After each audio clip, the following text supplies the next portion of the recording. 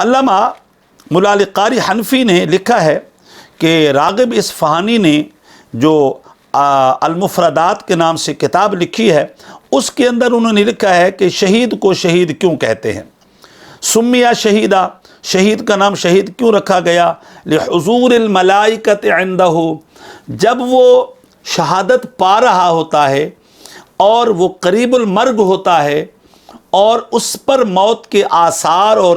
جو ہے اثرات طاری ہو چکے ہوتے ہیں، اللہ کی رحمت کے فرشتے وہاں پر حاضر ہوتے ہیں، شاہد ہوتے ہیں، وہ ان کو دیکھ رہا ہوتا ہے، اس لیے اسے شہید کہتے ہیں۔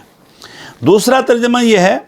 کہ قرآن پاک میں ہے تتنزل علیہم الملائکۃ الا تخافوا ولا تحزنوا، فرشتے ان کے پاس اترتے ہیں اور اسے بشارت دیتے ہیں کہ غم بھی نہیں کرنا اور خوف بھی نہیں رکھنا، اللہ تبارک و تعالیٰ کی بارگاہ میں تجھے بڑا مرتبہ اور مقام حاصل ہو چکا ہے۔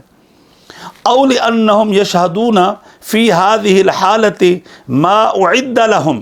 یا پھر جب وہ شہادت پا رہے ہوتے ہیں خدا کی بارگاہ میں، جو انہیں انعامات ملنے ہوتے ہیں اور اللہ کی جنتیں، اللہ کی بارگاہ سے جنت کی جو نعمتیں ملنی ہوتی ہیں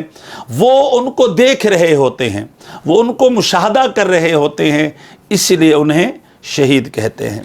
پھر کہتے ہیں او لانہم تشہد ارواحہم عند اللہ، باقی لوگ جب دنیا سے جاتے ہیں تو ان کی روحیں جو ہیں وہ مختلف مقامات تک پہنچتی ہیں اور وہاں روک دی جاتی ہیں، لیکن جو شہداء ہیں